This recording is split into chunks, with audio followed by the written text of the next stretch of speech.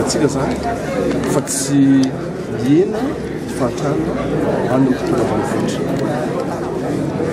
Ary zay zavatra zay no mahatonga isika eto Madagasikara nanapa-kevitra ny rehetrarehetra dia hoe tokony ho apetraka mbola aram-pahamena ny fandavarana ny asa mendrika.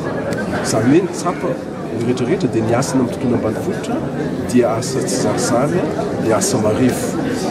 Dia ny fanomezana lanja mba ho tena asa mendrika ny asa ambanivohitra amin'ny alalan'izao drafi-pirenena izay apatavina androany dia ezaka tokony matematisany rehetrarehetra izay ao anivy fikambana iraisam-pirenena ambany asa dia vonona hanampy Madagasikara mba hirosotsika tsikelikely tokoa amin'izany tontolo ambanivohitra izay tena mampanjary ny asa mendrika zany. Zay ny zavatra apetrakatsika eto Madagasikara.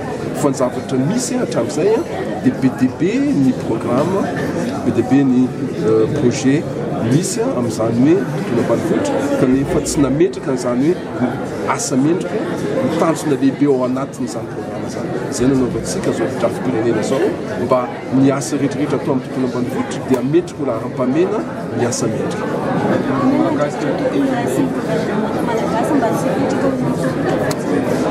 Ny voalohany aloha dia efa voalazako tamin'ny lahateny nataoko teo tokony apetraka ny budget zany hoe ny cadre de dépense mazava tsara zany misy budget manokana zay foana moa matetika voalazantsika ohatrany hoe manao drafi-pirenena anankiray kanefa rehefa avy eo tsy misy ny allocation budgétaire ao anatiny.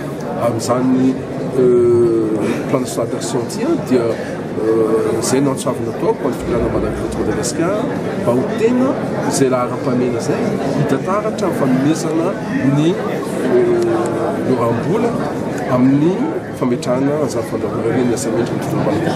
Ny faharoa dia ny fanentanana ny prêt nantoka Madagasikara ny partenaire technique financier ohatrany akio mba tena hijery tokoa lalana hafa, fomba hafa tsy ohatran'ny mahazatra fananganana ny hoe projet programme zany amin'ny tontolo ambanivohitra mba ametraka an'izany hoe ho asa izay hitantsika fa marefo tsy zarizary amin'ny tontolo ambanivohitra zany ho tena laharam-pahamena zavatra atao.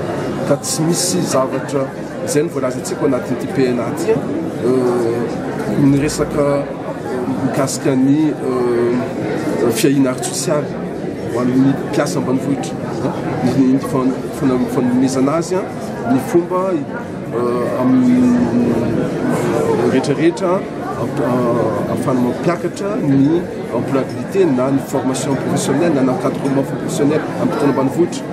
Ny resaka mikasika ny fampiasam-bola eto Madagasikara dia mifototra bebe kokoa amin'ny tontolo ambanivohitra izay rehetrarehetra zay mba isin'ny dialogue zany hoe dinaka ara-sosialy amin'ny tontolo ambanivohitra zay rehetrarehetra zay zava-dehibe satria tsy manana antsara toerana eo amin'ny dinika matetika ny tontolo ambanivohitra. Zay rehetrarehetra zay dia voarafitra ao anatin'ity plan national d'action.